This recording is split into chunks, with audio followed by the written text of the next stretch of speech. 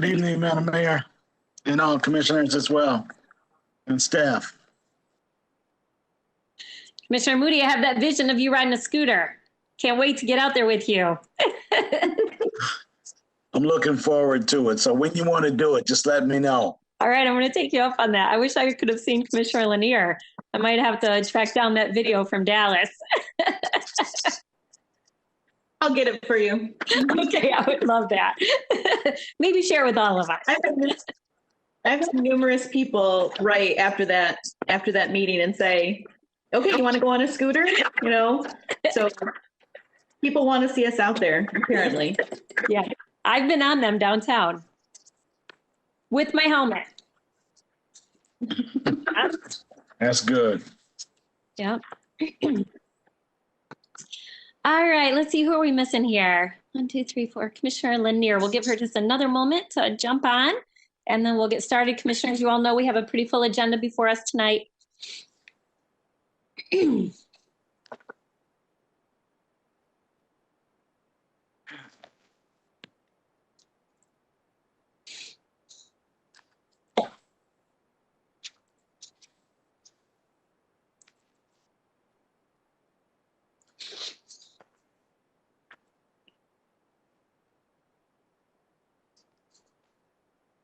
All right, there she is. All right, I'm going to go ahead and call this meeting to order. Then this is our meeting of our City Commission for April 13th. What I'd like to do as we start our meeting is to have a moment of silence before we move to Pledge of Allegiance, and then I'll turn to our City Clerk for the roll call. So if you join me for a moment of silence, please.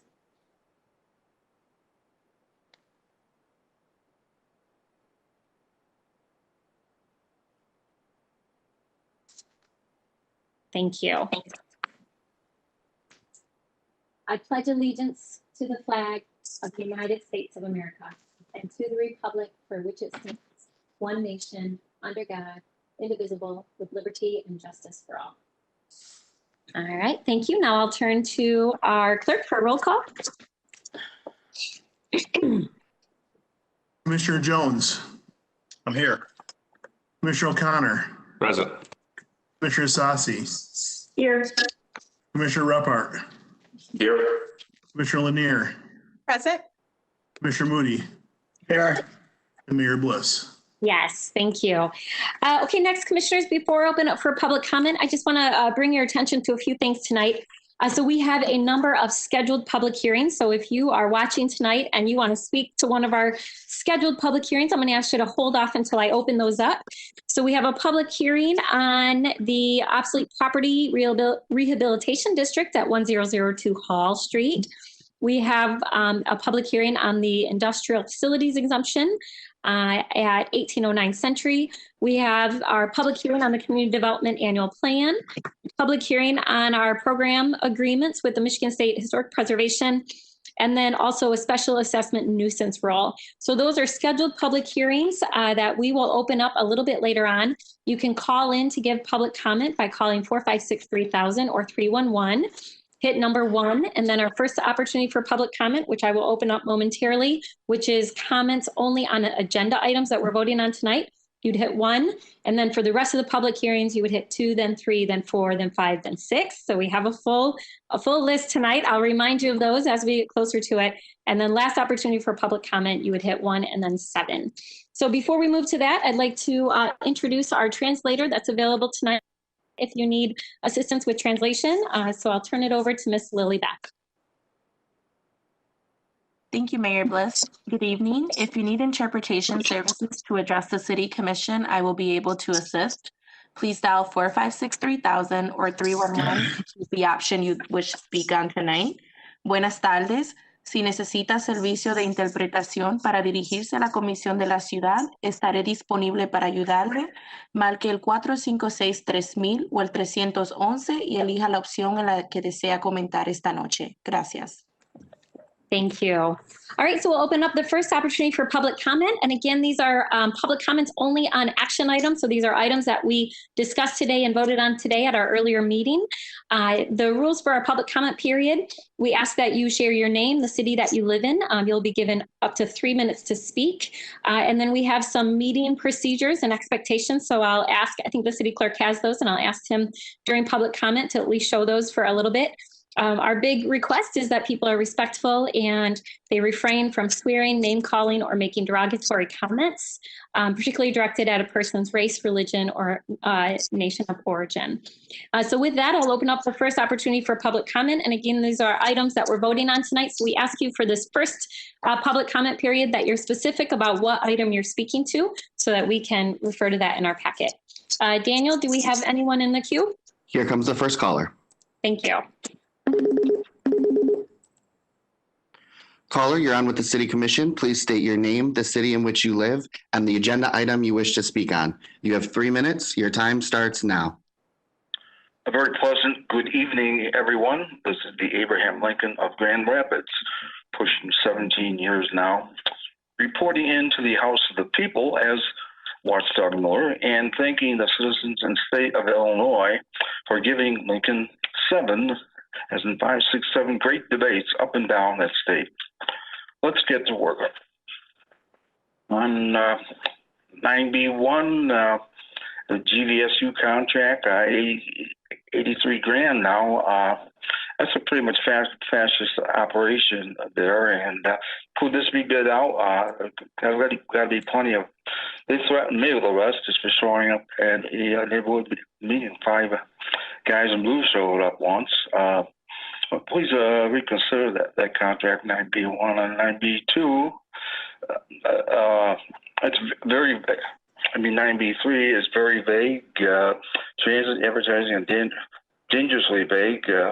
It's put out to numerous occasions. The ITP is a racist, anti-Catholic operation, and the buses don't run. Too many of the buses run outside our attack zone, like way below 60th Street, and seems like a foolish investment of money insofar as it's described. 9B6, they are suspicious of something called the Pride Center.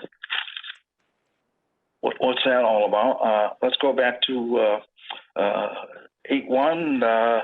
Was poorly publicized. May not have been a public meeting whatsoever without any public comment. With no public comment, it violated the state's Open Meetings Act. On 7-1, I'd like to condemn establishment for putting in 753 units at the Sly property off Wealthy and Granville and Logan. They'll put in 753 units. 440 will be micro, which I guess is a euphemism. I've been advocating SORs in there for years now. Big challenge remains their freight foghorns returning to there at all hours of the night. Certainly would have been inappropriate to put in fancy apartments there. Moving along, C5 is too much, up to $4 million of Basin. Kindly rebid it, put it out for bidding. YC9, why dump more money into the ground when our city buses don't come down to the ground? The real people, blacks and Catholics, putting out many times, 6 black routes, 9 Catholic routes. Don't go to a real downtown north of Fulton. That's 3 minutes, Mr. Miller. Thank you. There are no more callers, Mayor. All right, thank you, Daniel. I'm going to close that opportunity for public comment, and that'll take us to approval of our minutes. And these are our minutes from March 23rd. Can I get a motion? So moved. Support. All right. Thank you. Moved and supported. Commissioners, any questions or comments? All right, I'll turn to our city clerk to call for the vote. Commissioner Ruppert, Yes. Commissioner Lanier, Aye. Commissioner Jones, Yes. Commissioner O'Connor, Yes. Commissioner Moody, Yes.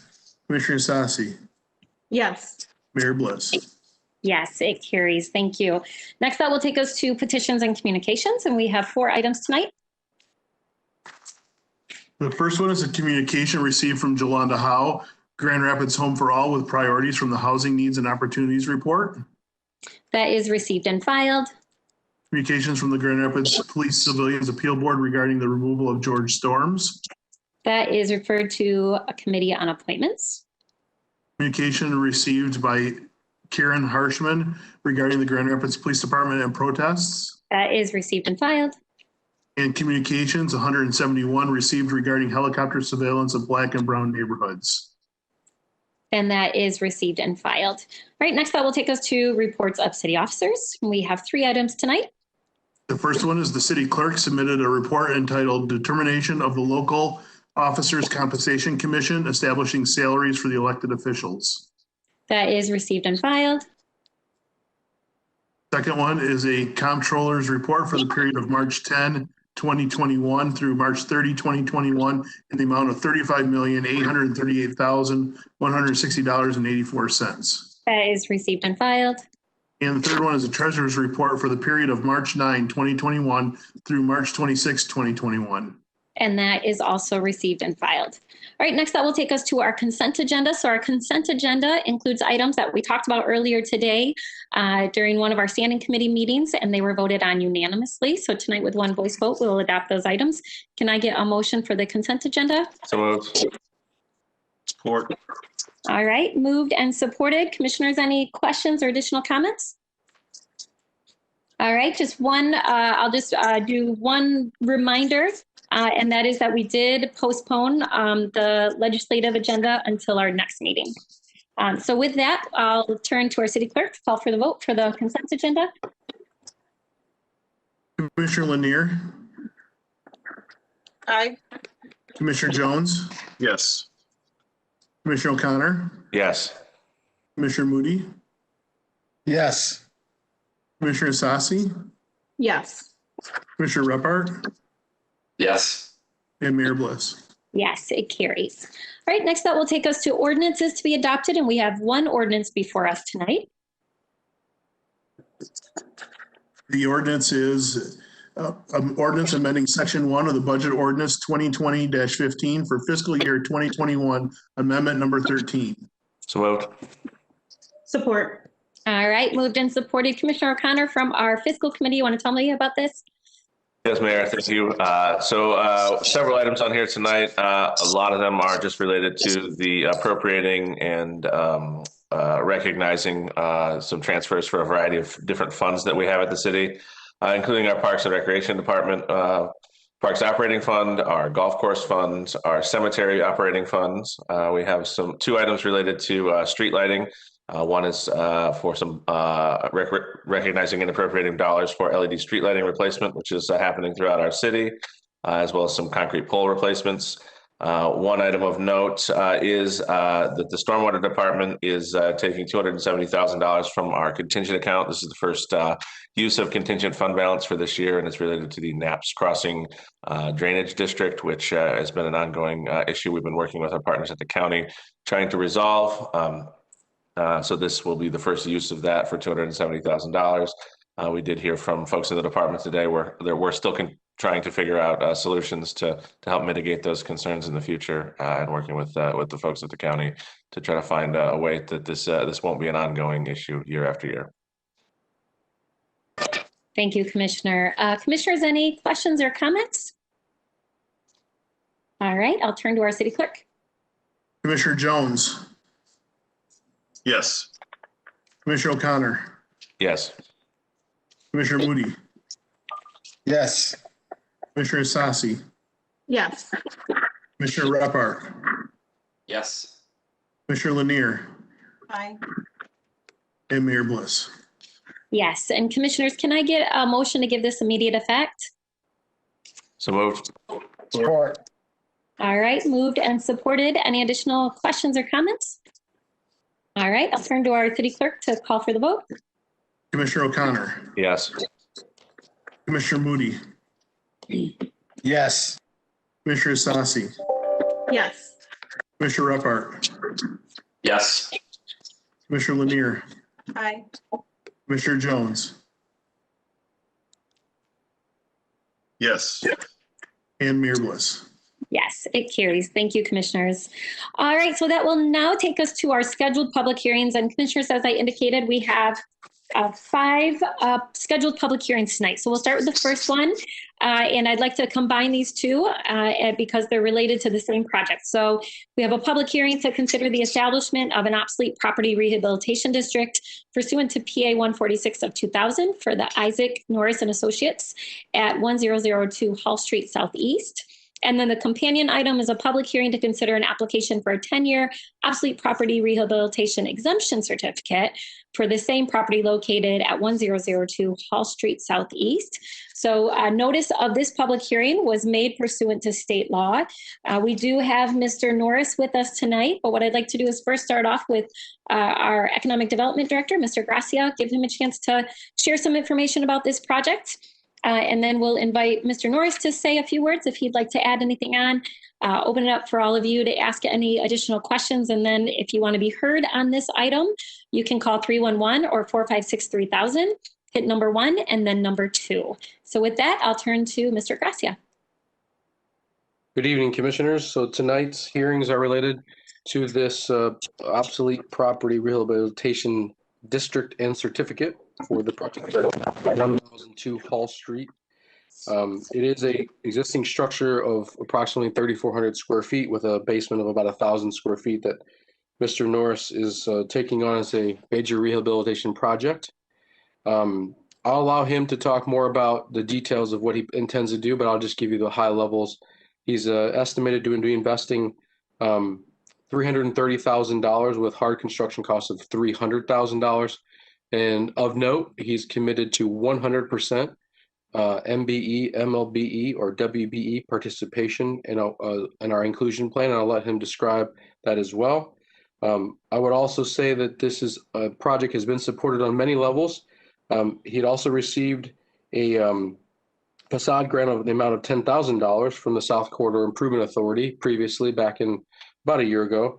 And so I want to make sure that that we acknowledge that in terms of multiple support that we have in this project, and allow Mr. Norris to give more details about his project and his excitement about this project. So, Mr. Norris.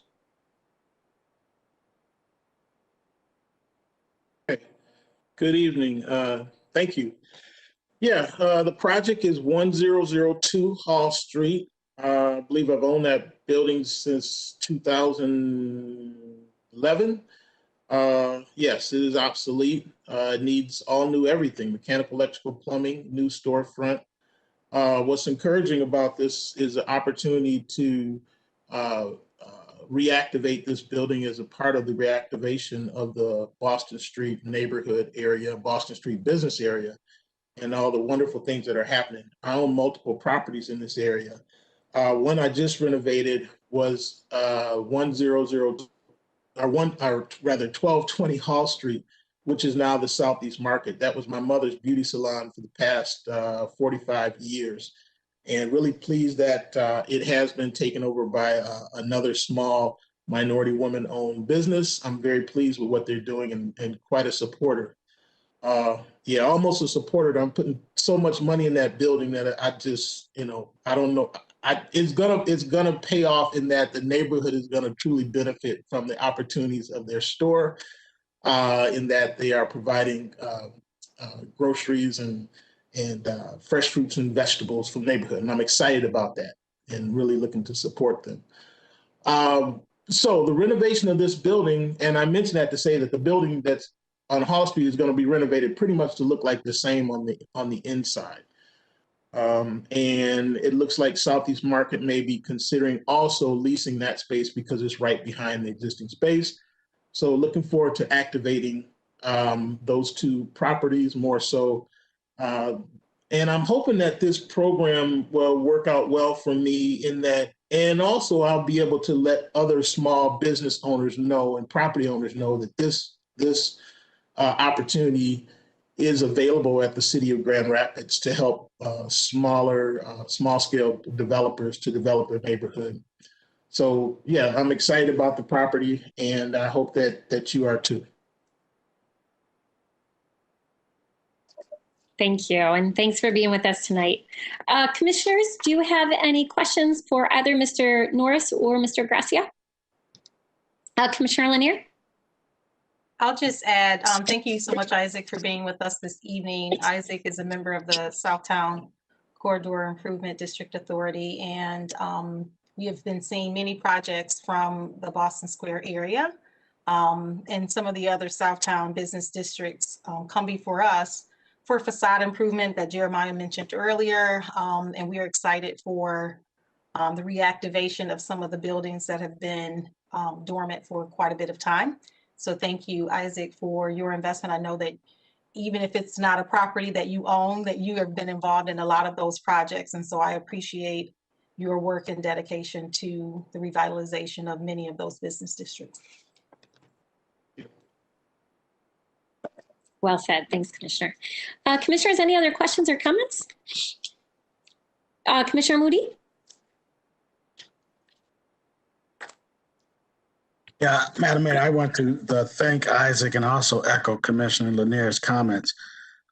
Isaac's business is in the Third Ward, and it's important to see the Third Ward continue to progress. And I appreciate the work that he's put into his businesses. And I've had an opportunity to shop at the market across the street, and I can honestly tell you that I can see it flourishing in the future. So I hope that with the things that you're doing, Isaac, as you're improving your businesses, as you said earlier, that you will be spreading information to other people who own property to improve their properties. I hope that you would take the leadership and making sure that that does take place, besides Commissioner Lanier and I pushing those efforts as well. I appreciate all that you do, and thank you for the work that you're doing in the community. I am excited about what's getting ready to happen. Thanks, Commissioner. All right, I think I'll open it up then for public comment. So I'll turn to Daniel. Daniel, do we have anyone in the queue for this item? Here comes the first caller. Thank you. Caller, you're on with the City Commission. Please state your name and the city in which you live. Your time starts now. Good evening, Watchdog. Back 3 city commissioners met with me on the hall situation. Briefly, I succeeded in getting Route 19 moved south of Nuke, which was a break off of the 13B. Moves all the way south over to Madison Square. That was been so sabotaged, and the most muddled route developments that I've ever witnessed in my life. Anyway, the bigots are now going after the 3 Madison, Mercy St. Mary's, and the best way to save that is to consolidate 3 routes. 11 Plainfield, running down the 3 from Cherry to Burton, Madison, and then out 16 to the VA clinic. They're going to close down our VA clinic altogether from, I guess, 44th Street south. So that is the best solution to this crisis, really. And you'll also be saving the Division 1. They want to run the 1 division for a mile and a half on Madison, but the one I wrote it in the one in Camp House Redoors, even turning and burning out at the end of the proposed new route. Some drivers want to quit over the situation. It's so drastic. So thank you ever so much. The solution to this is consolidate 11 Plainfield, run the Plainfield out 3 from the station area, and then out 16 South Burton to a VA clinic. Thank you ever so much. What's Miller reporting? There are no more callers, Mayor. All right, thank you, Daniel. I'll go ahead and close that public hearing then, and this item will be referred back to Committee of the Whole. Thank you, Mr. Norris. All right, next up, we'll take us to our third item, or second public hearing, and this is a public hearing to consider an application for a 12-year industrial facilities exemption certificate pursuant to PA 198 of 1974 for Blackmer at 1809 Century Avenue Southwest. So again, we have Mr. Gracia here. I'll start by allowing him an opportunity to share some details about this project, and then we also have Mr. Bob Lawson with us. So we'll see if Bob wants to add anything, and I'll turn to all of you, and then we'll open it up for public comment. If you want to be heard on this item, you can call 311 or 456-3000, and then hit 1 and then hit number 3. So Mr. Gracia? Yes, good evening, Commissioners. So this project is for the Blackmer facility located at 1809 Century Avenue on the west side of 131. The current site covers 11 acres and houses a 190,000 square foot facility. Mr. Lawson will talk about the project in more details, but just want to high level is that they will take down about a 48,000 square foot foundry and in its place construct a 55,000 square foot manufacturing facility. And for context, the current facility employs 236 individuals, and we're committing another 54 with this project. And Blackmer is also committing to a 10% participation, targeting over $750,000 for the inclusion plan. They've had continuous engagement with the neighborhood, and we've heard a lot about that in our economic development project team and the focus on helping hire some folks in the neighborhood. And with that, I'll turn over to Mr. Lawson to give us some more details. Mr. Lawson?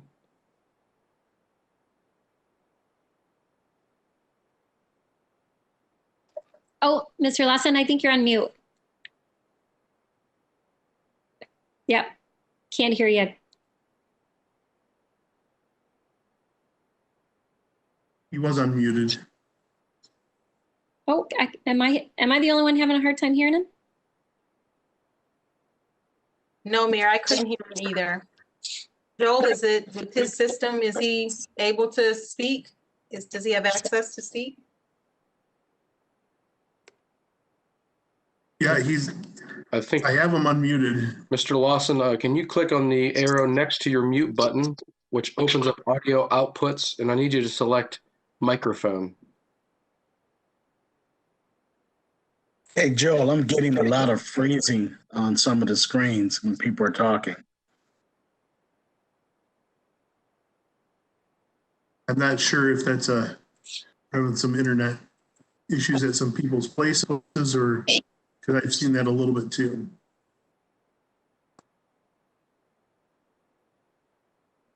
Oh, Bob, we still can't hear you.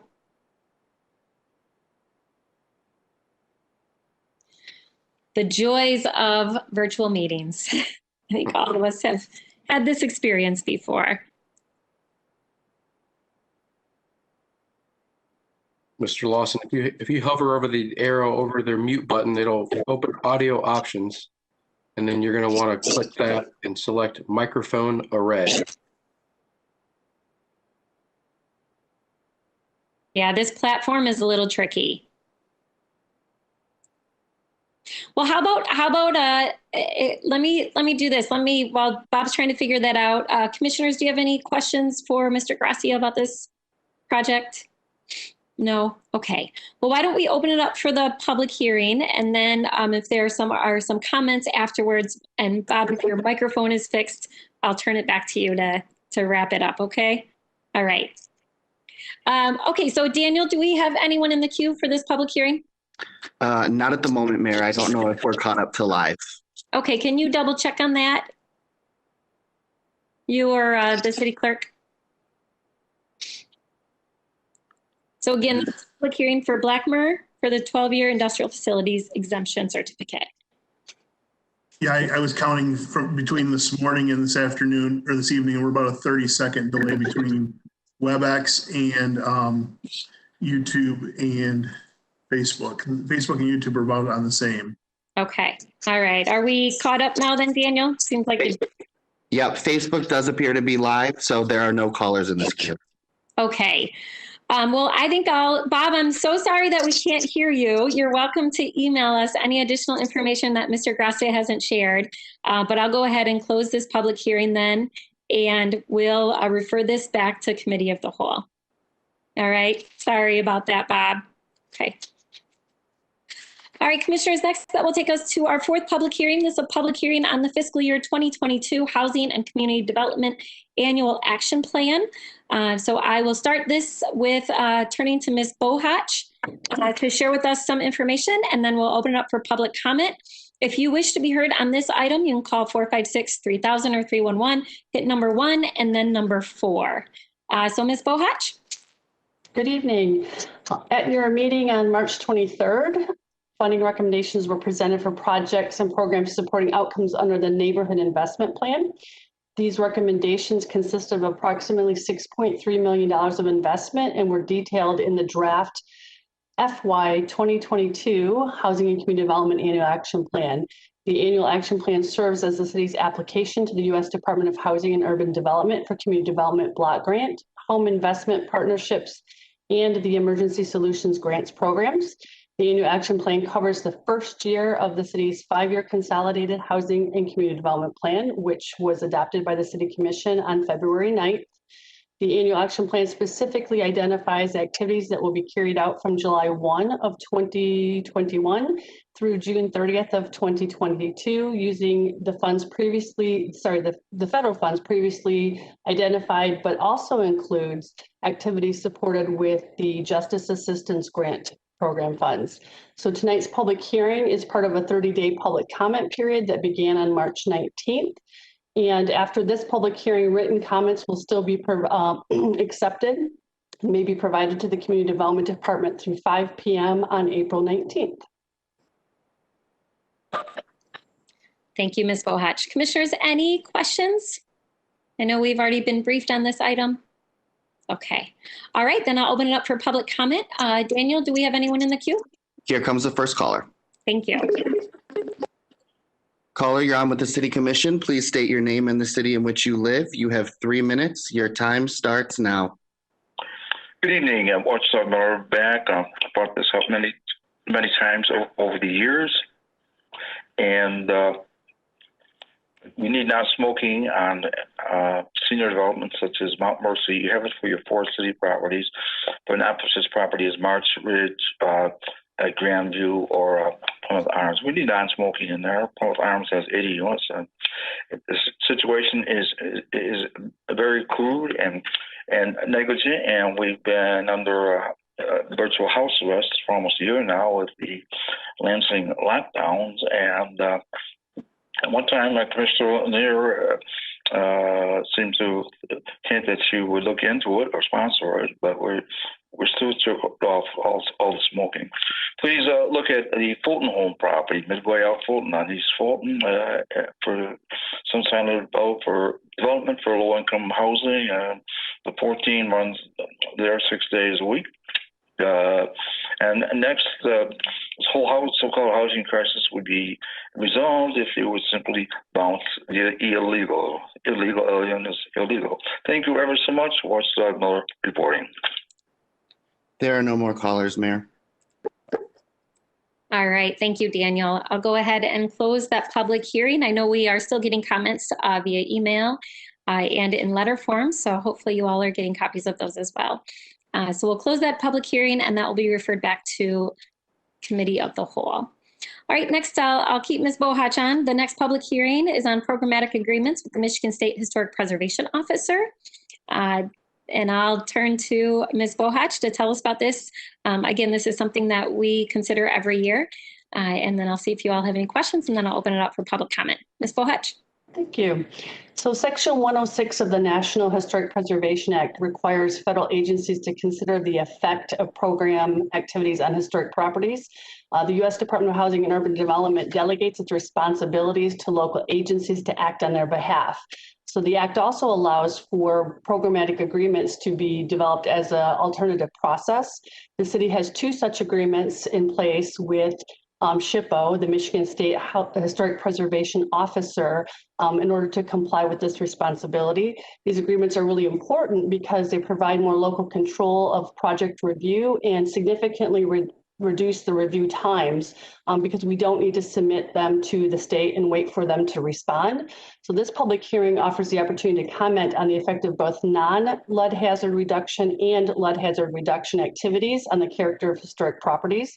These activities may be carried out using federal program funds through the Community Development Block Grant, the Home Investment Partnerships, Emergency Solutions Grants, lead hazard control, and lead hazard reduction grant programs.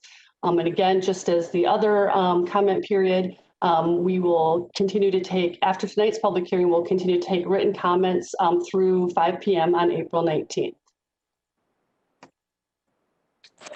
Great. Thank you, Ms. Bohach. Commissioners, any questions or comments? All right, we'll go ahead and open up the public hearing related to this item. Again, you have 4563000 or 311, hit number 1, and then number 5.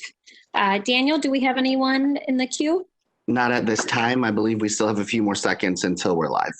Okay, we'll give it a little bit more time.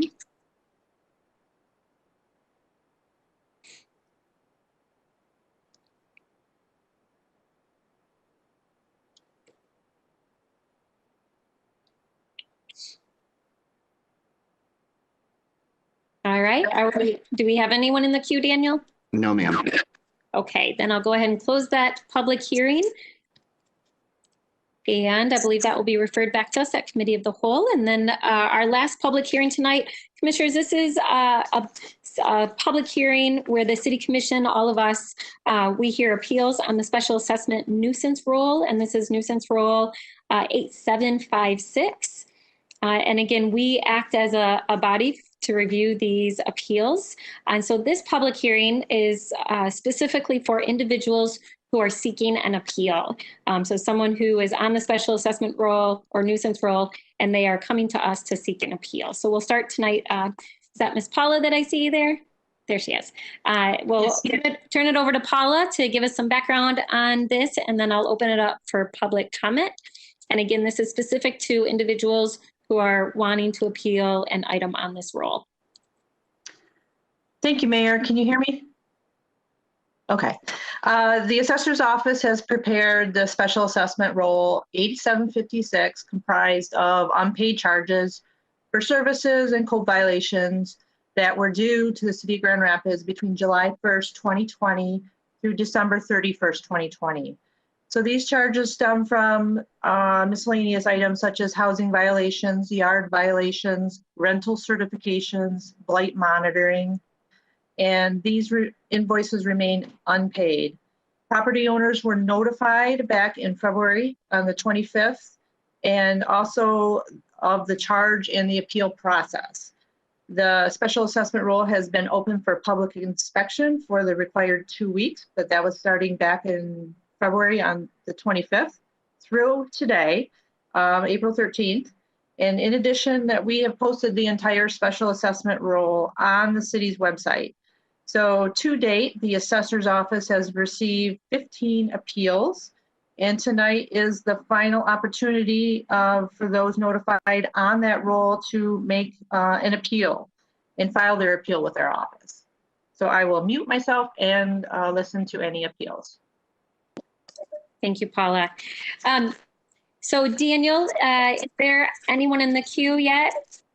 No, ma'am. Okay, I'm going to give this another moment, and I'll repeat the instructions. If you are calling and wanting to appeal the special assessment nuisance roll, you can call 456-3000 or 311, hit number 1 and then number 6. So Daniel, can you let me know when online presence catches up? Yes.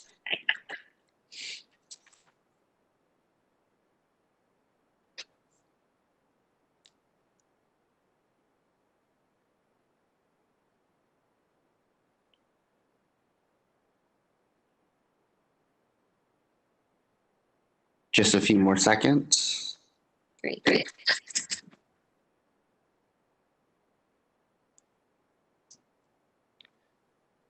It looks like we're caught up and there are no callers in the queue.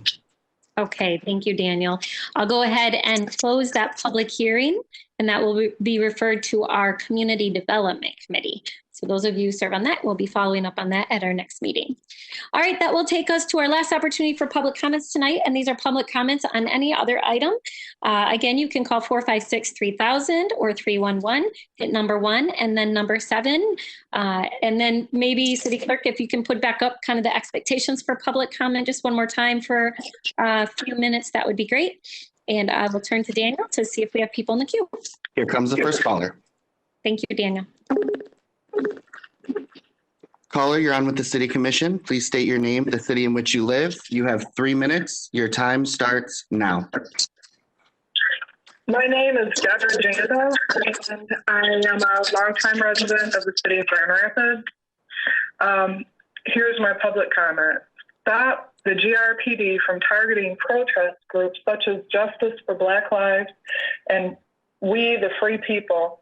The police manhandled and arrested peaceful protesters without warning recently.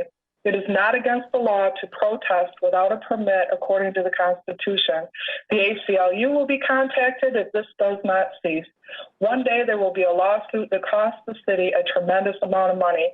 This harassment of protesters by GRPD must cease. Protesters are citizens with rights, and we will be exercising them.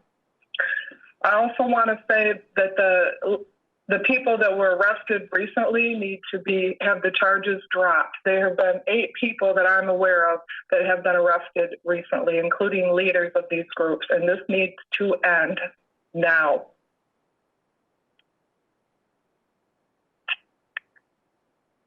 Is that all, caller? Yes. Thank you, caller.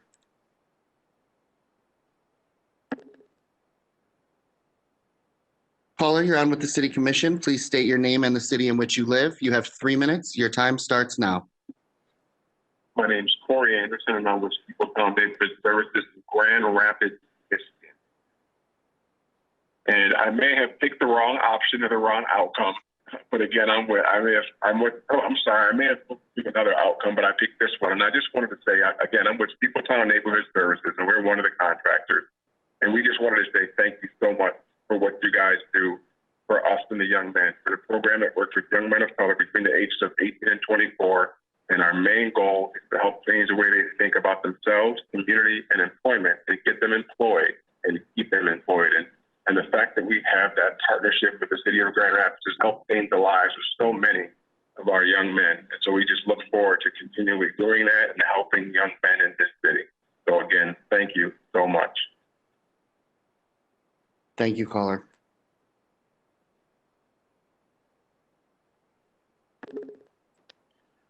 Caller, you're on with the City Commission. Please state your name and the city in which you live. You have 3 minutes. Your time starts now. How you doing? My name is DeAndre Jones. I stay in the city of Grand Rapids. I'd like to say, how you doing, Mayor Bliss and city commissioners and city managers, city clerks, city attorney. I went to Dubai. It was an amazing experience. The infrastructure there were just unbelievable. I know people have been telling me that's on their bucket list, but I have bigger goals and aspirations to potentially live there. I wouldn't even say potentially live there. I will live there one day. I went to an investment platform and met some investors.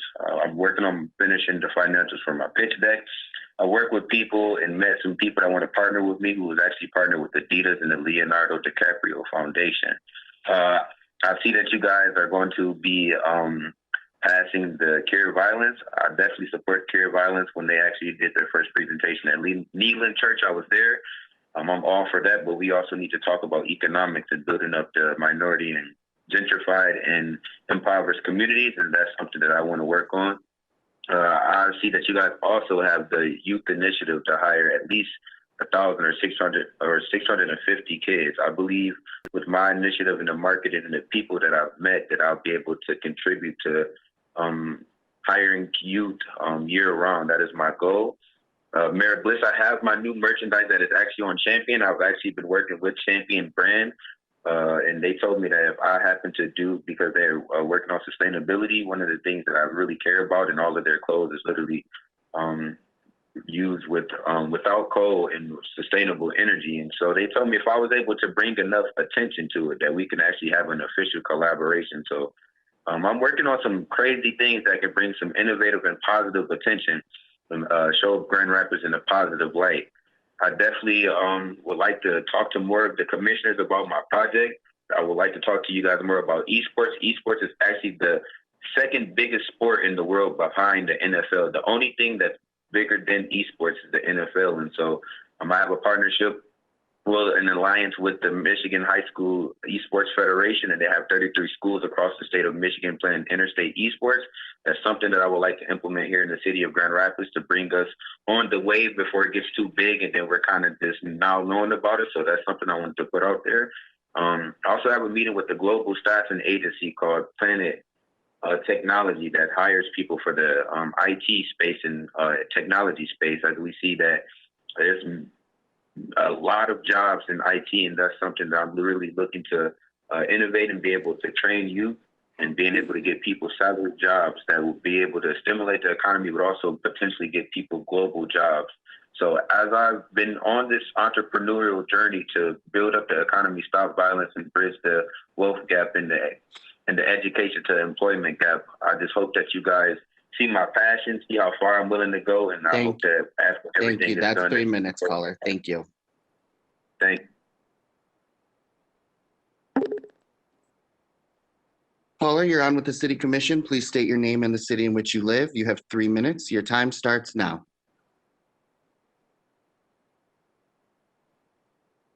Hello, caller.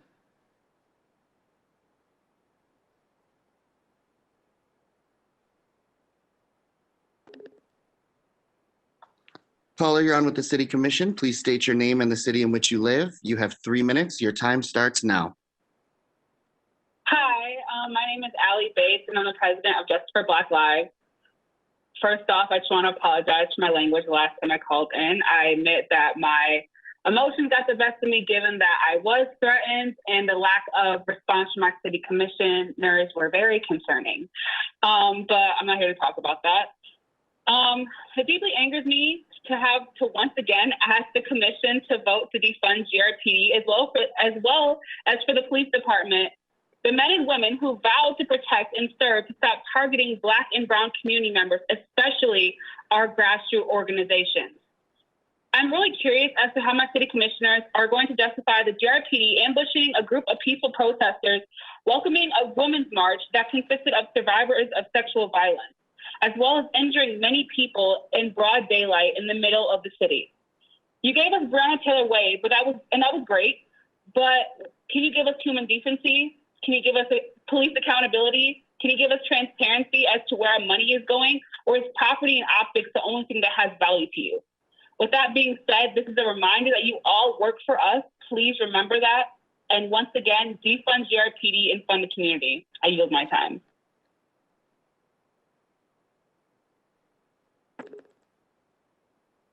Caller, you're on with the City Commission. Please state your name and the city in which you live. You have 3 minutes. Your time starts now. My name is Will Bailey, Grand Rapids, Michigan. I'm calling on behalf of Steeple Town Neighborhood Services. Program that we are in is Job Start. Wanted to call and express our deepest gratitude, thanks for you guys supporting us and putting us in a position, funding us to do what we do for the Job Start participants that we have, which is moving kind of at a pretty good, successful rate. Just wanted to mention some of the things that we actually do, me as the instructor of that program, dealing in the field with the participants. I get a firsthand chance to experience some of the personal barriers and some of the personal growth and development that we do while interacting and engaging in job training. It's going really well. I think it's a wonderful thing that we are all committed together and serving Grand Rapids area, all of our fellow men, especially the age group that we are focused on, which is between 18 and 24 years of age. Just wanted to take the time to thank you guys. Thank you guys from the bottom of our hearts. We really appreciate it.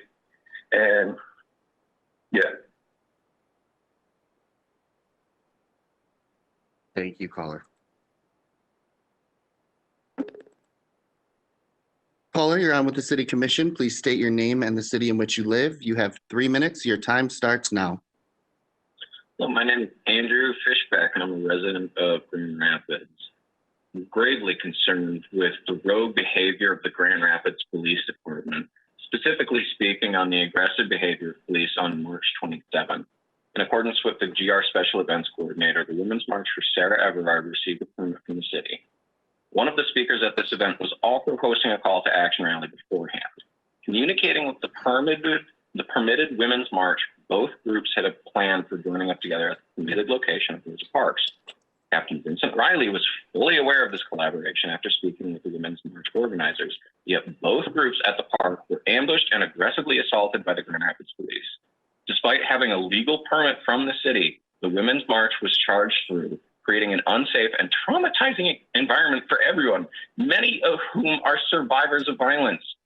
And for GRPD and the news to not even mention the Women's March, erasing their experience and publicly report that no one was hurt when individuals from both groups were hit with bikes, feet run over, leaders tackled to the ground from behind, and arms pulled out of sockets are all additional slaps in the face to survivors of violence.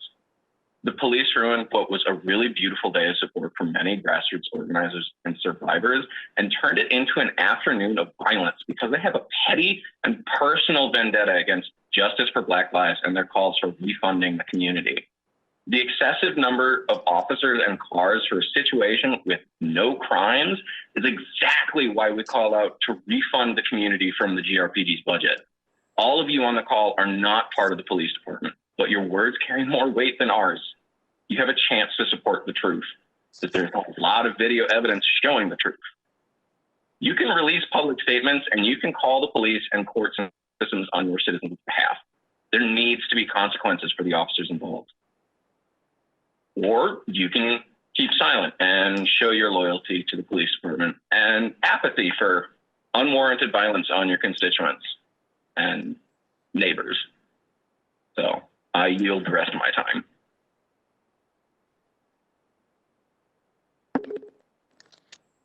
Caller, you're on with the City Commission. Please state your name and the city in which you live. You have 3 minutes. Your time starts now. Good afternoon, City Council. My name is Chantel Farrell. I live in Grand Rapids in the 49504 zip code. I come as a parent representative from Parents from Healthy Homes.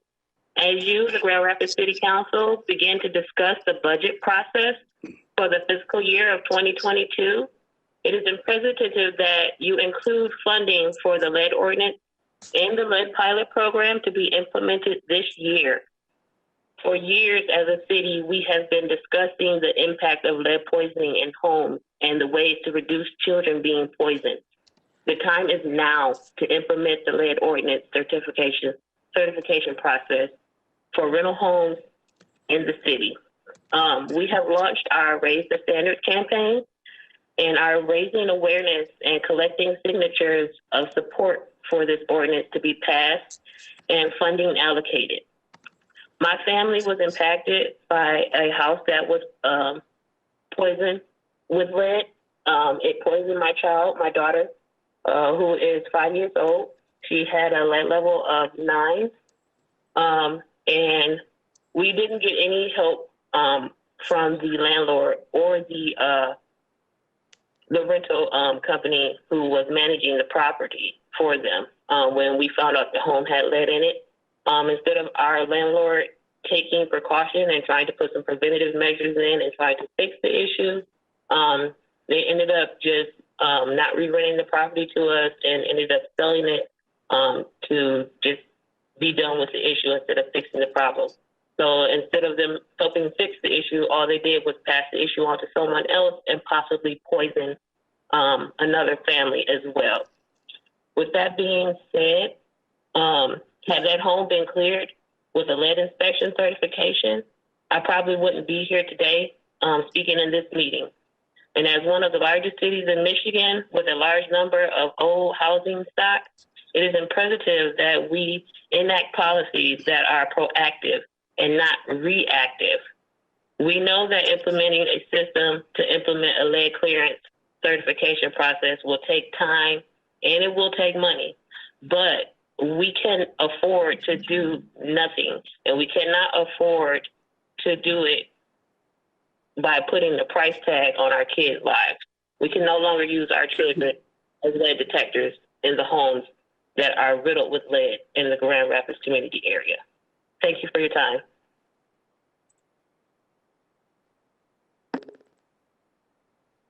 Caller, you're on with the City Commission. Please state your name and the city in which you live. Your 3 minutes starts now. My name is Tasha Garrett, and I live in Grand Rapids. I live in Grand Rapids, Michigan, zip code 49503. I come as a representative of Parents for Healthy Homes Coalition. We are a group of dedicated parents and grandparents committed to ensuring children and families of Grand Rapids have safe and affordable housing. We are asking that money for the fiscal year 2022 budget be allocated to begin the process of raising the housing code standards and ensuring children are no longer being used is lead detectors in homes. Conversations around proactive lead policies in Grand Rapids have been consistently going on now for almost 5 years, and it is time to end the era. With the increased number of children being at home longer in homes that are at risk of lead hazards, we can no longer push it back until the right time. In early 2020, the City Commission was presented with plans to roll out a lead inspection pilot program in the city. This program was to target the hundreds of known homes in Grand Rapids that have lead hazards in their homes that continue to poison hundreds of children every year. A year later, and the program hasn't begun. With children at home more now than ever, their chances of being exposed to toxins is even greater. With low levels of lead testing for children, we are looking at a double health crisis. We have launched the Raise the Standards campaign to raise awareness of the hazardous, yet 100% preventable public health crisis that lead poisoning is, and also to garner community support so that you, the Grand Rapids City Council, will pass an ordinance that would require all homes to have a lead clearance certification. No child should be exposed to lead, and it is your job to enact policies to protect children and families and allocate proper funding for this proactive policies. The good news, we already have a good rental home registry in place, making it easier to add the lead clearance certification into the process. This program needs funding allocated now.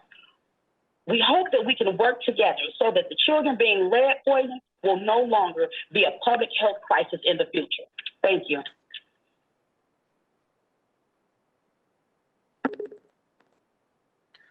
Caller, you're on with the City Commission. Please state your name and the city in which you live. You have 3 minutes. Your time starts now. Watchdog Miller, can you handle more great thoughts, or would you prefer a great thought alert first? Hearing no protests, let's go back to the general agenda. D2, that would be 9D2. These asocial zones are really a potential screwing up bus service, particularly to most of Monroe Center, to these restaurants. You can put the restaurants up on the rooftop, but you can't put our city buses up there. Monroe Center was our historic 68-year transit hub as the faraway distant Grandview Terminal is now. For 67, 66, 67, 68 years, it hosted all of our streetcars, first horse rail, and then streetcars and then buses. So these streets, and also Francis is Ionia, turning over most of Ionia, with the 6 and the 13 crucial routes run through there. They shouldn't have to go to Central Station in the first place, but right now they do. So these asocial zones serve most of the people of Grand Rapids very poorly. On 9D5, there's no mention of which certain special events are you authorizing. This is fascist entry, fascist criminal cover-up, failing to name which special events are you authorizing under Chapter 53. And then I keep seeing popping up in the press and outdoor amphitheater and also a soccer stadium. Why can't the soccer snobs use housemen? They put crowds as much as 17,000 in there, particularly in 1945. There are 2 crowds, high school crowds of 17,000 in there. If football fans could use it, why can't the snooty soccer fans use housemen? A perfectly good stadium, poorly administered by GRPS, but otherwise kind of used. Also, I see amphitheaters up and down the river that are unused. Why do we need more amphitheaters? Thank you very much for coming in on your Tuesday, and please have a nice April. Watchdog Miller reporting by now.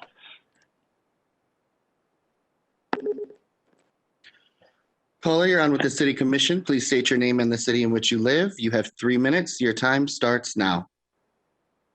Hi, my name is Kellen. I live in the city of Grand Rapids. I just wanted to talk about or put my public opinion out about the way that the Grand Rapids Police Department handled the situation with Justice for Black Lives' protest.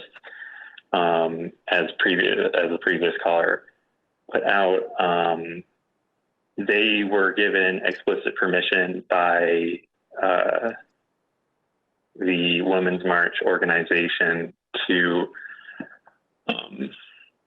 do what they wanted to do with their permit, and yet the police felt like it was their issue to go ahead and bulldoze themselves through the two crowds, in the middle of both crowds, run over people, and also push them over. It was pretty horrendous to see the level of violence that went towards a entirely peaceful protest. There was no violence at all from the protesters. There was literally just First Amendment rights being given out, and yet the police come in and they start arresting people for talking on a megaphone. Is that it? Like, is that really what should be how we deal with the First Amendment rights of people, is by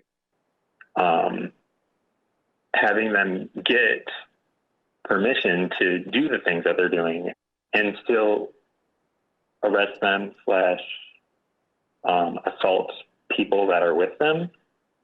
I mean, I know that they're talking about defunding the police, and that actually is a pretty good idea in itself, but that doesn't deserve to have police come through and destroy the financial lives and the day of those people that are out there protesting because of some vendetta that the police have against these protesters, who are literally doing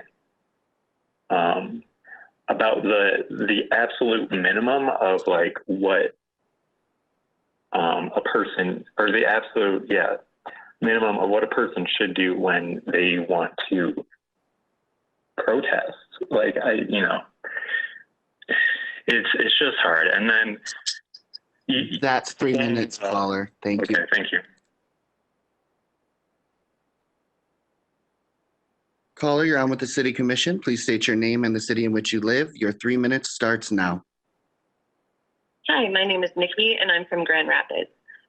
I am calling once again for the third meeting in a row to demand answers and accountability on why the GRPD continues to illegally and blatantly target youth community organizers of color. We now have a second egregious incident instigated by the GRPD where they stormed and interrupted a permitted event, the Women's March on the 27th, and violently targeted and arrested JFBL leadership.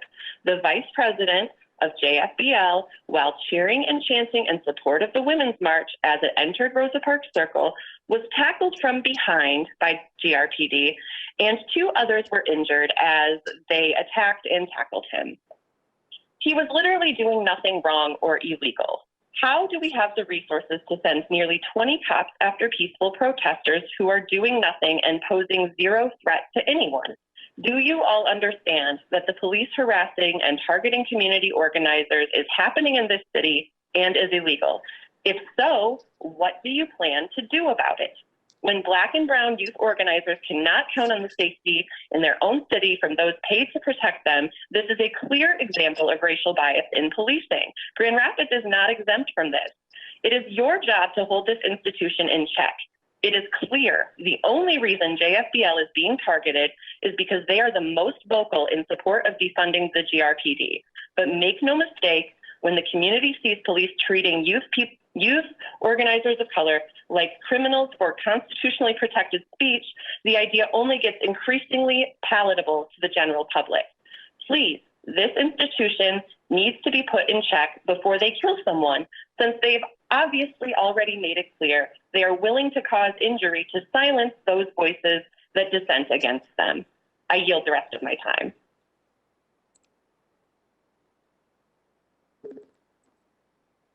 Caller, you're on with the City Commission. Please state your name and the city in which you live. Your 3 minutes starts now. Hello, this is Dighton Heckman. I called before, but I think I got hung up or connection issues. I am also calling to express my intense frustration on the Grand Rapids Police Department's blatant targeted attack on local grassroots activist leaders. On the 27th of March, I personally witnessed around 15 to 20 police officers tackle the Vice President of Justice for Black Lives from behind and nearly dislocate the shoulders of a young Black woman activist from Lansing. Police following this arrest detained or made intimidating moves towards known leaders and loud voices among the people who took issue after witnessing the horrific police actions. Local grassroots activists are out doing what we do to make the city a better place for everybody to live. I would also like to voice my frustration towards misrepresentation of police in regards to their own actions. In a press statement, the police claimed to give warnings on the 27th before making arrests. As someone who was there were absolutely no warnings. Without any warning, the president and the Vice President of Justice for Black Lives were tackled and detained before we even knew what was going on. How can we trust, as a city, the police department that blatantly lies to their own community?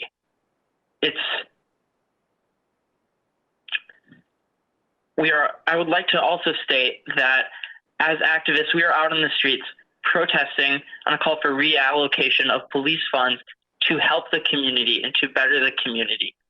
A lot of traditional thought may be that more police equals less crime. I think that is an incredibly old-fashioned notion. I think the biggest determining factor of how much crime is in an area is how much poverty is in an area. I think that it is a far better use of funds to fight crime by fighting poverty. So I think that is an important thing to do. And I think as a city of Grand Rapids, commissioners, mayors, city managers should be doing everything in their power to have community policing, fight poverty rather than crime, end the war on drugs. If you do not choose to speak and make policy changes on these issues, you guys are just a part of the problem, and it leaves me as a member of this city who grew up here and loves being a part of this city incredibly frustrated, disappointed, and sad. I yield the rest of my time.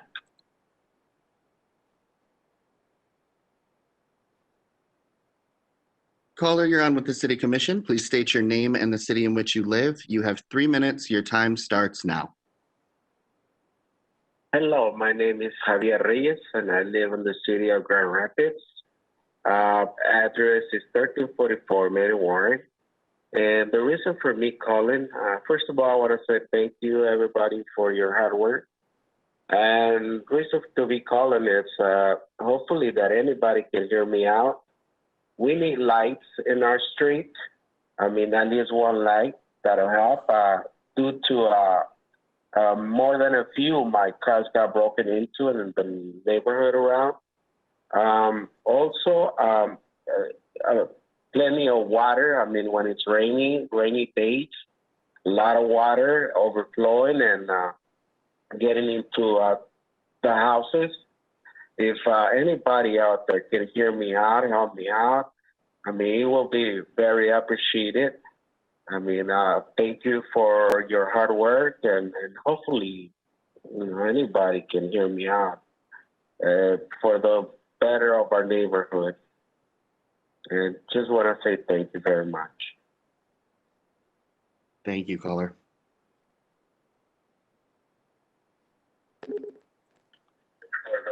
Paula, can you please lower the volume on your device? Thank you.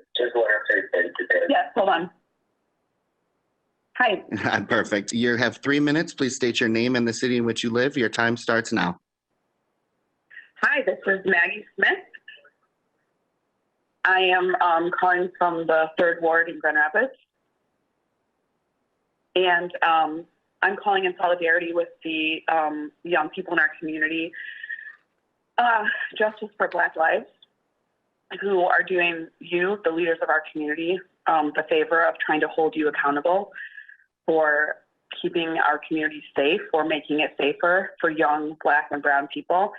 It is not currently safe for young Black and Brown people, as we saw specifically in the violent arrests of the leadership of Justice for Black Lives.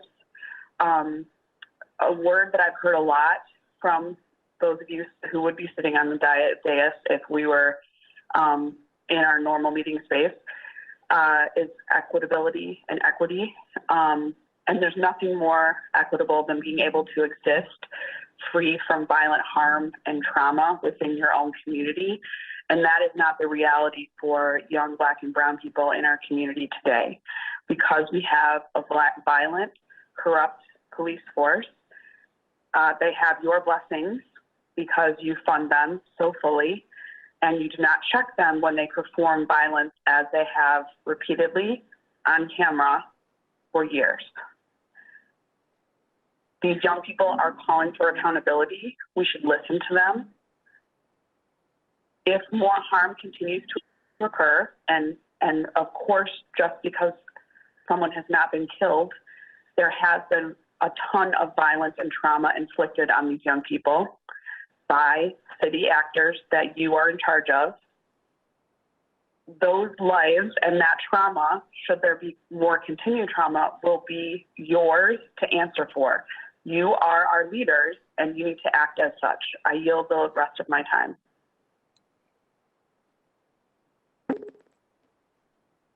Caller, you're on with the City Commission. Please state your name and the city in which you live. You have 3 minutes. Your time starts now. My name is Phil Snyder. I'm a resident of Grand Rapids, 1st Ward, a Teamster with Local 406, and a member of Socialist Alternative Grand Rapids. The events of March 27th, which other members of the community have already correctly referred to as a rogue, aggressive, and highly targeted attack by the GRPD on local racial justice activists. This event was planned over.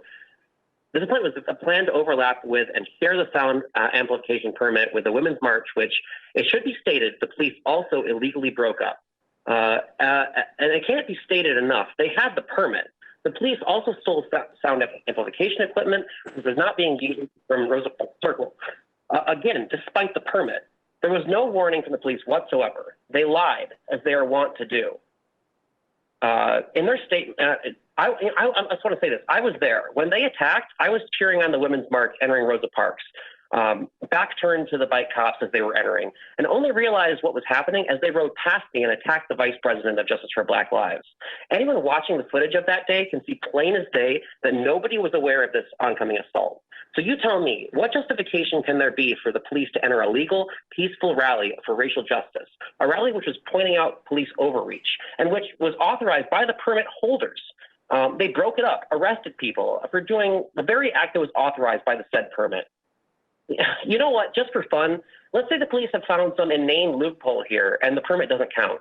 I've personally been warned by police to not use a megaphone at rallies and protests before when there was no permit at all, multiple times.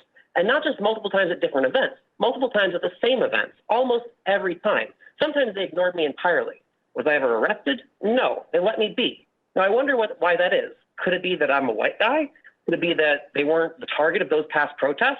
You know, probably a little bit of column A, a little bit of column B, but mostly column A. Let's be clear here. So how is that okay? The police don't enforce sound amplification ordinances equally.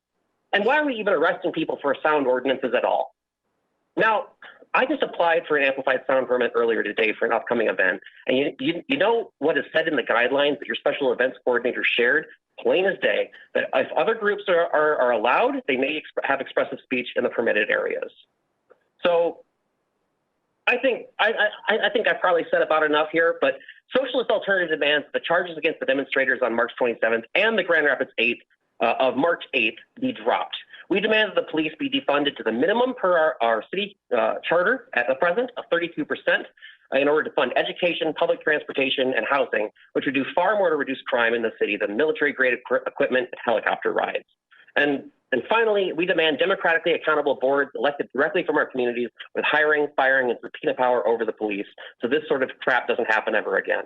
Thank you.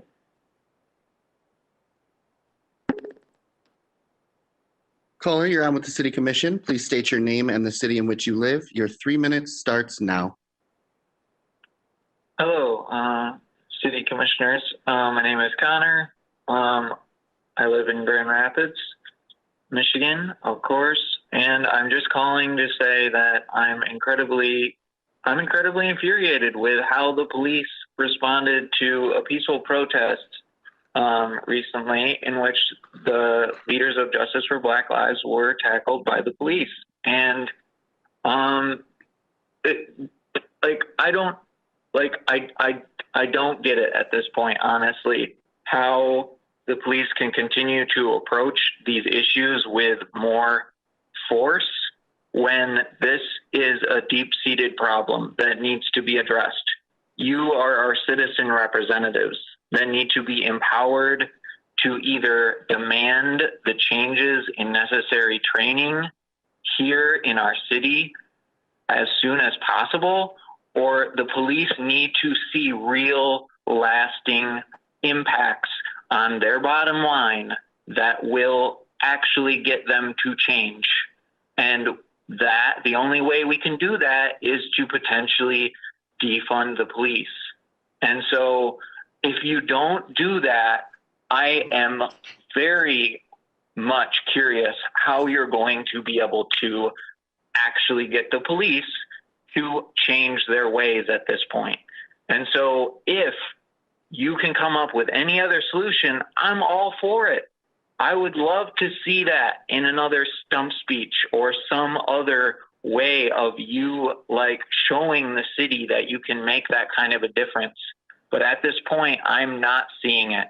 And so if you don't think that you can do what needs to be done to make this change at the city level and actually get the resources to maybe deal with all the reasons why these crimes happen in the first place related to poverty, education, or whatever, people used to describe things that have real impacts on people's lives, you need to be engaging with the state or any other level of government to get those resources here for housing, for anything to keep people actually fed, clothed, and housed so that they don't feel like they have to commit crimes of desperation.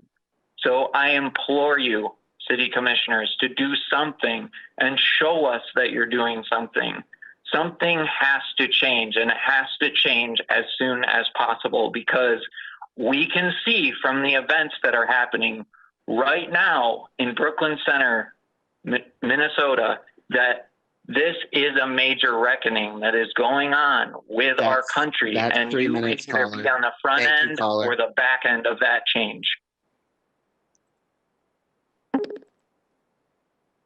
Caller, you're on with the City Commission. Please state your name and the city in which you live. You have 3 minutes. Your time starts now. Hi. My name is Mark, and I'm from Grand Rapids. Go ahead, caller. There's one thing that's bugging me. That's bugging me here. The interchange at Wellesley Street and US 131, to me, it's the worst interchange in West Michigan. The concrete is crumbling. Semi trucks have to do a circuit away just to get on the ambulance ramp, taking 20 minutes, 30 minutes, 40 minutes, sometimes an hour, just to get on the ramp, open up traffic for blocks at a time. I think something has to be done. You, the city, and the state have to collaborate and do something about it.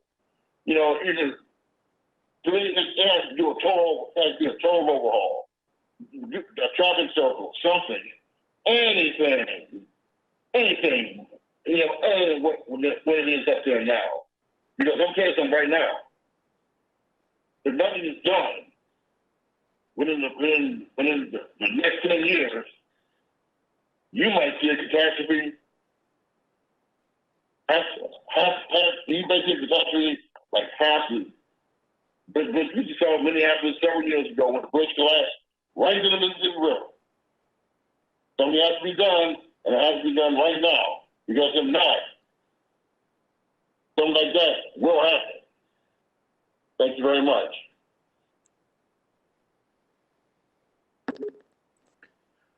Caller, you're on with the City Commission. Please state your name and the city in which you live. You have 3 minutes. Your time starts now. Hi, my name is Lainey Hess, and I'm a member of the Grand Rapids community in zip code 49503. I'm concerned by the arrest of peaceful protesters in our city.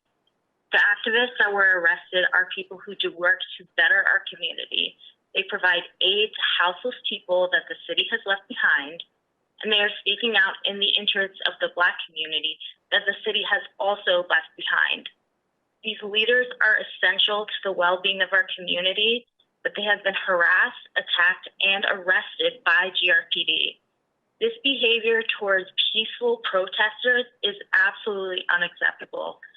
The charges against these protesters need to be dropped, and we need to divest from the police budget and invest in education and resources for the Black community in the city of Grand Rapids. With that, I yield my time. Thank you.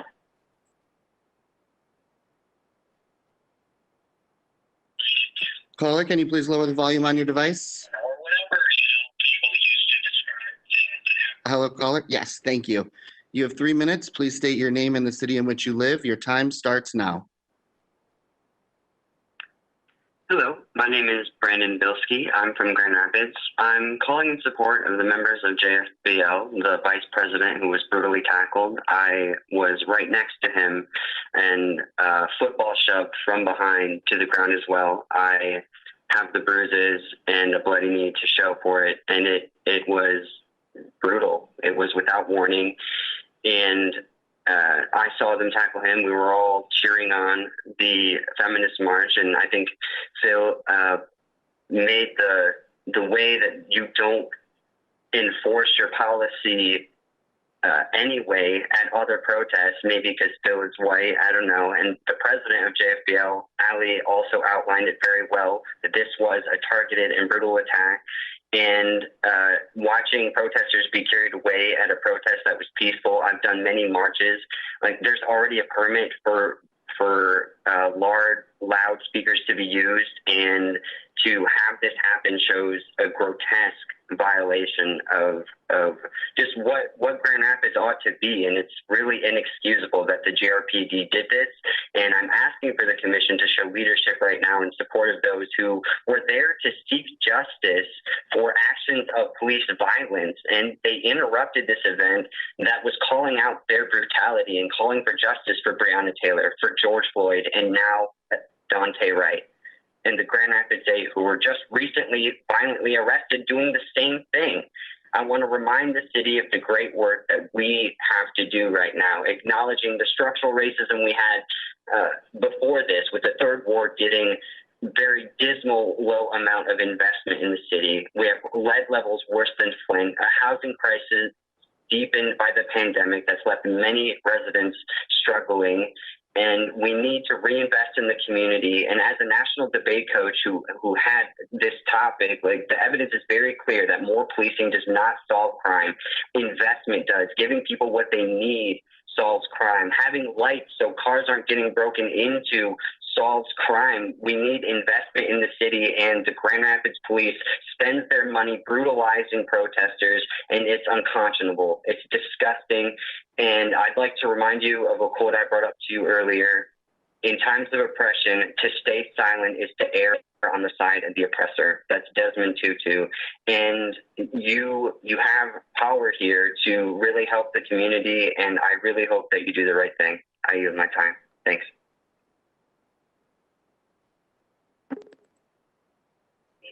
Caller, can you please lower the volume on your device? Sure. Thank you. You have 3 minutes. Please state your name and the city in which you live. You have 3 minutes. Your time starts now. Thank you. Hello, my name's Ed Kettle, resident of Grand Rapids, calling to express my appreciation for the commission and everything you guys have been doing to address a lot of these social issues. I've been listening to the callers. I think the younger people have a valid point in some ways.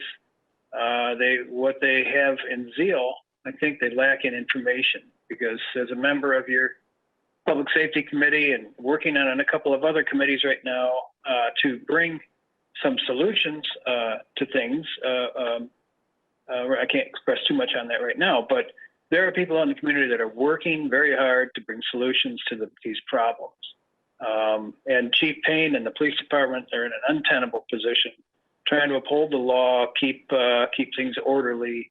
And sometimes these protesters, they come down and then they do something because they believe they have the right to do it, but maybe they really don't. And those kind of things, the total understanding of law and procedures they have to do are regularly unappreciated. So I'm just calling to congratulate the police department. I know that they're stressed, and I know that people have a really bad impression of them, but I think there's more being done than people know. So I hope that somehow through the course of the next weeks and months, the real work that's being done can be somehow told to the public, so they know the changes that are being made inside the police department and within the community and the work that's being done. So it's not all bad news. And again, I think the city's doing a marvelous job of trying to get your arms around these problems, and despite the protests and the angry voices. So thank you again, and thanks to the police department.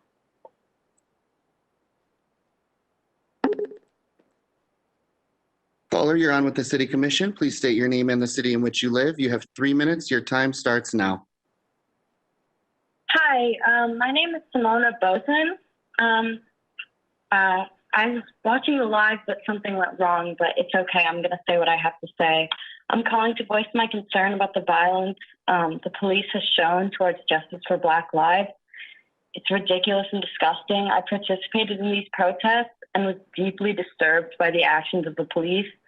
I watched about 15 to 20 officers tackle the vice president to the ground without warning. It was so traumatizing to see. And many of the people there have issues with mental illness, including myself, have had issues with past violence. Like, they were there for the Women's March. Some of those people are survivors of sexual assault and violence. And to see that played out there was so just terrible. It made me feel so scared. I've never felt protected around those cops. They are not there to protect us. They don't make anybody feel protected. They don't prevent crime. That's not their job. We need to defund them, to send that money to things that actually prevent crime, because what they're doing is causing more violence. It's not preventing crime at all. It's just terrible. I don't want to be seeing more peaceful protesters arrested for no reason. It's terrible. And I demand that the charges are dropped to any of the Grand Rapids 8 that got arrested, or any of the other protesters that were arrested for protesting peacefully. They said that he had a megaphone that he wasn't supposed to, but the Women's March had a megaphone as well, and none of them were arrested. And that makes me question why that is. And I actually think I know the answer to that. It's because the women that were marching, they were white. And I'm disgusted and frustrated with the police. And something needs to change, because this really isn't okay. It's so concerning. And I don't want to be in this city with police like this. Thank you. That's all I have to say.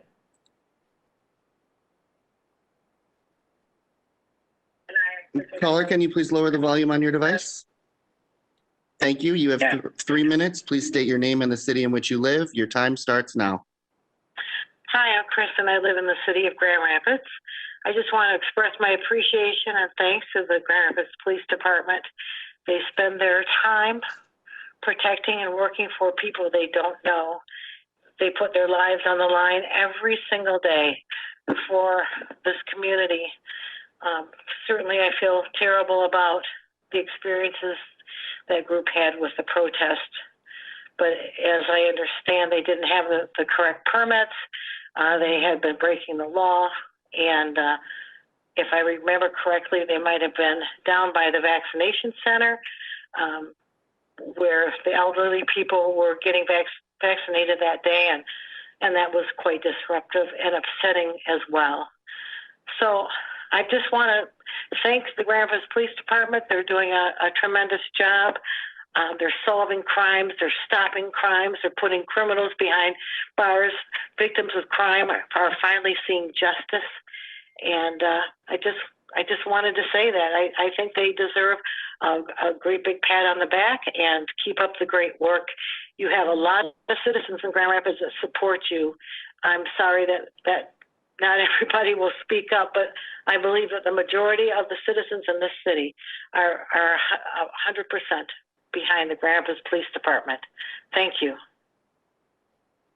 That was the last caller, Mayor. All right, thank you, Daniel. And City Clerk, can you take down this, your screen so I can see everybody, please? I don't know whose screen it is, actually.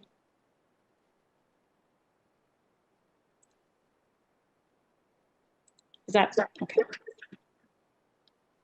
Thank you. All right, Commissioners, I'll now turn to comments by Commissioners, and I'll start tonight. How about with Commissioner O'Connor?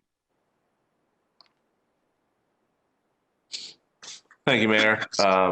Yeah, I don't have a lot to say tonight. I just, again, I think we're looking at what's going on in the world and looking at Michigan again, and I think COVID still is at the forefront of my mind on what's happening. Cases are through the roof. I looked at the map today, and Kent County is again in the highest percentage of cases in the state. I'm appreciative of the governor's words about the need to slow things down and for people to take this seriously. She asked that certain businesses consider not or limiting indoor contact. I want to remind people that there are businesses in the world who, especially restaurants, bars, hospitality folks, that do things well, and there are businesses that don't. And so, I don't want all those businesses to be treated fairly. I want those businesses to be treated fairly. That there's people out there who've done all the things, who've taken the steps to be proactive. I commend folks in our community who've been leaders in that space and wanting to provide safe environments for people who do wish to go out and dine out. And so I just, please support all your local businesses right now as they continue to try to navigate through all this. Lots of vaccines are available. Please go get your vaccine. Be smart, be safe, and help us all get to herd immunity so we can get back to normal sooner than later. Thanks, Commissioner. Commissioner Isasi?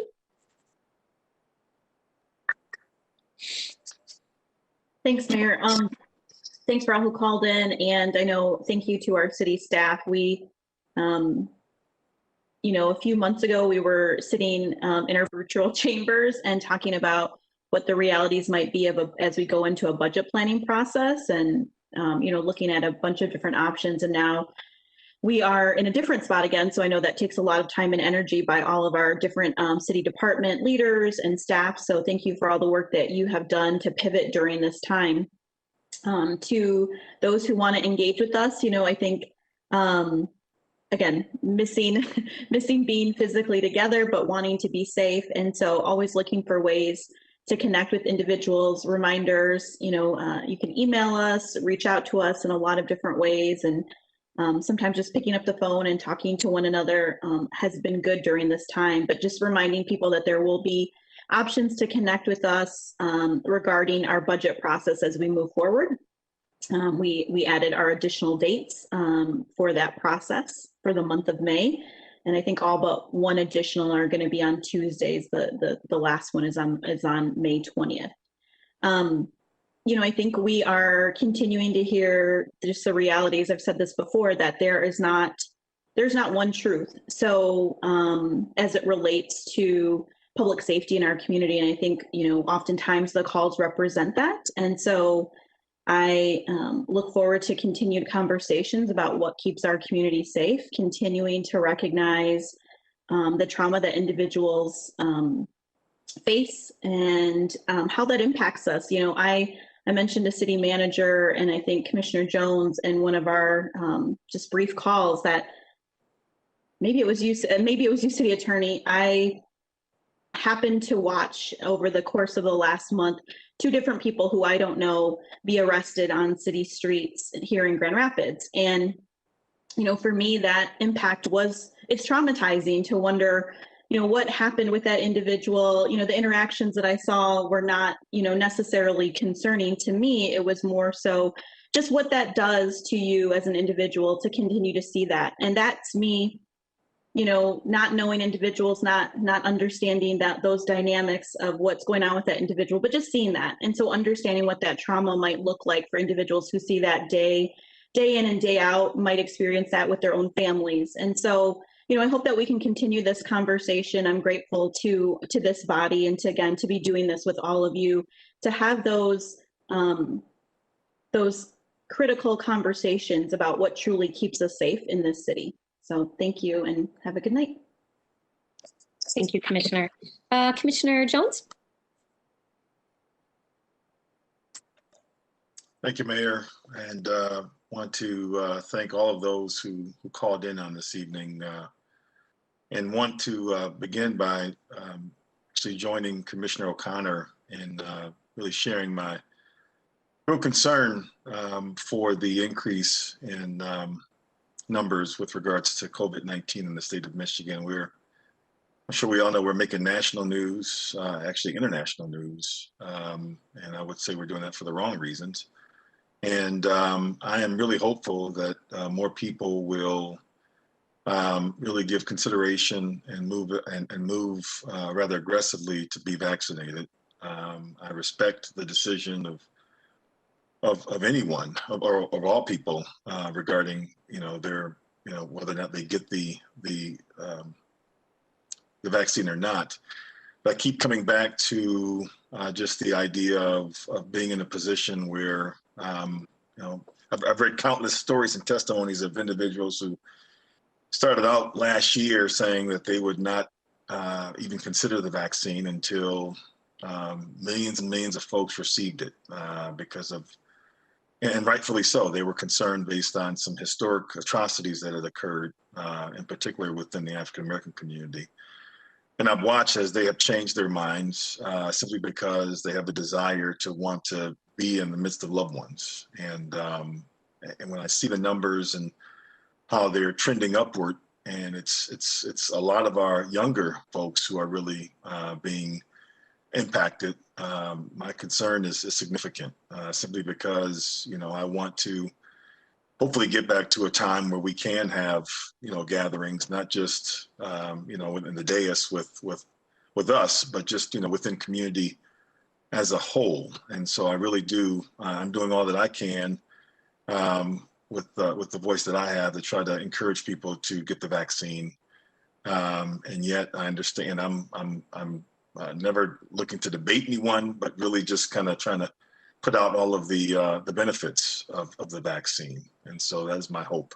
I really want to close by recognizing 3 individuals who are no longer with us. I'd like to send condolences and love to 3 families. One first is to the family of Paulo Crittenton.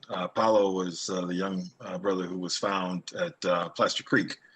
And Paulo was a longtime football coach over at Garfield Park for the Falcons. My son and my grandsons played at Garfield Park. And that was a very, very unfortunate and sad incident that occurred with Paulo. And I want to send out, again, love and condolences to his family. I also want to send out love and condolences to the family of Nicholas Purnell. Nicholas was the homicide victim over on Madison and Cherry in the 2nd Ward.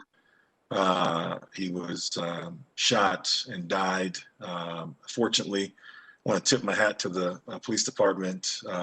They were aggressive in their efforts to find the individual. And in fact, the individual actually turned himself in, who was and has admitted to being involved with the crime. And last, I want to recognize a longtime community activist, someone who I think all of us know by name, if not personally, and that's Noah Scifilla. Noah passed away recently. Noah was a was in many ways a man before his time. He was a prolific developer of in the Madison and Hall area, and he was someone who was very active in politics. He was the right-hand man of former City Commissioner Robert Dean, who at one time served as a state rep. And Noah was someone who just loved community. And we lost Noah recently, and I wanted to recognize him and send my love and condolences to his family. And lastly, on a very good note, I want to recognize and congratulate Brandon Davis, who was appointed by Governor Whitmer recently to serve on the Michigan Community Correction Board. It's a big deal because he will be at the table speaking to policy in regards to corrections and justice. And so I'm happy to have representation here from the 616, in particular, from 300 Monroe by way of Brandon. So thank you, Mayor. Thank you, Commissioner, and thank you for saying that. I know we all share our sympathies and condolences with the families as well. Thanks. Commissioner Lanier? Thank you, Mayor. I'd like to thank all of you for supporting the postponement of the legislative platform. And I think it will give us time, those of us who weren't part of the committee, to think through some of the suggested legislative changes that we would need to make, that we've heard through appeals from citizens and sometimes departmental responses to suggestions that we're making about policies, as well as advocacy groups. And so I'd like to thank you all for agreeing to that postponement. I think the other thing is, I think since I became a commissioner many years ago, probably haven't missed saying at the end of a meeting, thanking people for providing comments. And I feel the same way again tonight, because I think it is challenging to come to a public body to express yourself for whatever reason. And I've, always felt like if someone is coming regularly to, or if someone is coming and they're expressing some concerns, that, we owe it to them to respond in some way, shape, or form. And so, I've advocated for how do we track those inquiries that come through public comment, and how do we follow up with people? And I know that that's been a little bit more challenging during these virtual meetings. And I'm not sure if we are, as people are coming into the queues, if we're getting contact information so that we can follow up the way we would if a staff member had chased someone out of the chambers to kind of get their contact information if they make a request, have a request or something during public comment. The gentleman who talked about needing lights and, the street, I think he was saying water buildup or draining issues or something along those lines, drainage issues or something along those lines. I think, would be great to have something in place in order to do follow-up for those types of inquiries. Lastly, I'll say people who are coming repeatedly, making the same comments time after time, I think we also owe some type of a response, because I think absent of a response, it appears as though we're not listening. And I don't think that that's the case with any of us that's on the screen right now. And so I don't know what's the appropriate way of trying to address the concerns that have come from the many citizens who have expressed their concerns about the incident that took place on the 27th of March. But I would ask that we find some way to bring closure to this, through conversing, through meetings, through providing information, whatever that is. And I think, I'm sharing this with those of you on the administrative side because this is your work. And so whatever tools you think are available to be able to provide the appropriate response, I'm asking that would be done, because I would hate for people to continue to come making comments that are serious in nature, in my opinion. And we aren't saying or responding in any way that provides them with closure. So just wanted to share that tonight. You all have a good evening. Thank you, Commissioner. Commissioner Repper? Yeah, thanks, Mayor. And thanks to everybody who took time out of their Tuesday night to call in and share their thoughts with us. I want to echo some of my colleagues' sentiments about this virus that's rearing its ugly head again, and encourage people to continue to be as safe and cautious as possible, and yet do everything you can to support the local business community as safely as you can in the process. And I give a big shout out to Kent County. I got my first dose of the vaccine and it's incredibly well organized. I was in and out of there in 40 minutes. All the volunteers were so cheerful and helpful. And it was a very positive experience for me. So I encourage you, like Commissioner Jones said, if it's right for you, to please consider it, to go and get vaccinated. I do want to celebrate the conversation we had this morning around the Affordable Housing Trust Fund. So excited to see that almost to the point where we can vote and approve some new procedures for it and appoint new members to govern it, and very, very excited for what the outcomes that's going to produce in our community. And last, I just want to say we also approved this morning the dates for our budget discussions and encourage people to tune into those. It will go by rather quickly. So, we do hope that people will tune into our meetings as well as to the town halls and the opportunities to give feedback once that budget is presented and as the amendments are made in the process. So thanks everybody for staying engaged, and I hope that you'll continue to do that through these next few meetings. Thank you, Commissioner. Commissioner Moody?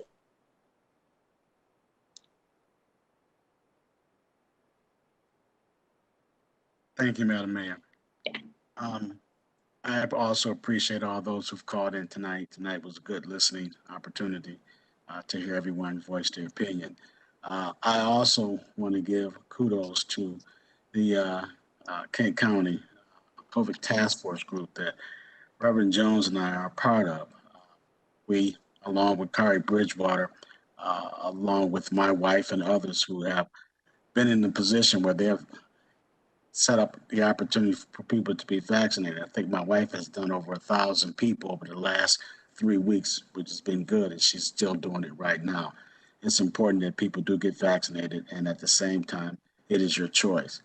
I do see a rise for the position that I'm in. I see this second phase beginning to take place, and it's heartbreaking. But at the same time, we still have to protect ourselves. I thank the city for the meetings that we've had today in our COW meeting. I enjoyed all the presentations. And the two ladies that spoke tonight on lead poisoning, I think it's very important that we continue to strive to work toward making sure that homes are lead-free, because the last thing we want is for our children to be infected where it affects their mental ability to learn. And with that, Madam Mayor, thank you. Have a good night and have a good rest. Thank you, Commissioner. City Attorney? Oh, I can't hear you. Sorry about that. Just a short comment. I know that I heard all of the concerns about March 27th and the protest prior to that. I think it's important for people to know that it'd be inappropriate and potentially unlawful for city employees and elected officials to comment on or attempt to influence the outcome of any pending cases. All the parties are afforded due process. That's what our justice system is set up for. So we're going to refer to and respect the individual outcomes that are administered by our local justice system. And so again, the most important part is that it would be inappropriate for our elected officials to influence any case that's pending. And so hopefully that helps in clarifying, as we keep hearing each week that parties want our elected officials to weigh in on this. They cannot and should not weigh in on these cases. Thank you, Mayor. Thank you, City Attorney. City Clerk? Thank you. Thanks, Commissioner Sassi, this morning when you asked to postpone about election issues. Yeah, as the mayor said this morning, there's some things that have come up in the Michigan State Senate of bills that are coming out. And there's going to be a lot of engagement on election matters. As you know, we're following what other states are doing with their election bills and access to the ballot and access to polling places and various other bills. Please know, as in the clerk world, as in my role with the Michigan Association of Municipal Clerks and Kent County Clerks Association, we at the Michigan Association of Municipal Clerks also has a lobbyist that watches bills for us, and we actively talk in front of those committees on bills as well. And I'll be actively engaged with my fellow clerks as any legislation is going on through that is going to affect voters' rights and voters' access to the ballot. And also, I sit on the election subcommittee for Michigan Municipal League as well, and they're going to be watching that very closely too. And I know that the mayor is active with that. And so as my role as city clerk will be to make sure that we have access to the ballot and watch those legislative proceedings as they go through in Michigan as well. Just another reminder that there is a special election May 4 for Kentwood Public Schools. So only those in the third ward in precincts 51, 54, 56, 57, 58. And if you're only in the Kentwood Public Schools. So just remember that election is May 4. Absentee ballots are available. So we've been getting absentee ballots in for that. So if you're in Grand Rapids Public Schools, you do not have an election on May 4th. Thank you and have a great night. Thank you, City Clerk, for clarifying that. City Manager? Thank you, Mayor. My appreciation to the staff for all the work they do to make these meetings as seamless as possible for you and the public. And many of them are doing it on some very difficult circumstances, as the uptick in COVID cases is not only affecting the public, but also our workforce. So I want to continue to remind everyone to be as safe as possible and continue to mask and social distance, and as you're able to receive a vaccination, if that is your personal preference. Was excited today about a lot of the good staff work. I won't be redundant and mention what was said already, but one of the unspoken positive moments of the morning was the numerous special events that we had on the special events calendar that was presented at Cal. There were over 300 planned events for the remainder of this year. And this time last year, we probably could have talked about the special events that were planned on one hand. So that is encouraging to see, but also has to be balanced with being safe as we reopen the economy. I also want to remind the public that our Grow 1000 Youth program, where we employ youth between ages 15 to 24, we are accepting applications until April the 19th, and that is for employment between June 4th and July 23rd. And the report I have received today, we have about 300 applications, and we're trying to hire about 650 youth, and we certainly need more people to apply, and we'll be trying to get that word out. Look forward to, in regard to some of the comments around recent incidents, the police department is responsible for initiating the internal affairs review and reporting either to the complainant or complainants if there are more than one. And in some instances, there have not been, but the chief has initiated an internal review. And I will ask the chief to follow up with complainants or make some kind of, since there are numerous people that are calling, to the degree possible, as soon as he completes his review of the second incident. I believe that was the March 27th incident.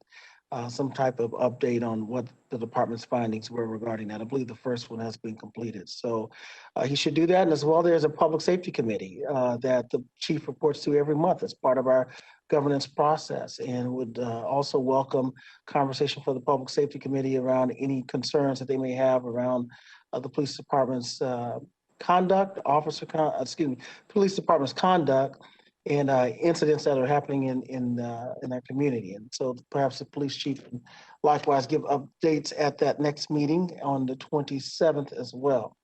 Looking forward to the budget process, and am relieved by some of the federal funding that we have received to fill the budget gaps that we have due to the income tax loss and other revenue shortfalls. And we'll be looking forward to presenting that on the 27th, as well as our response to the need to have an alternative evidence-based violence prevention program.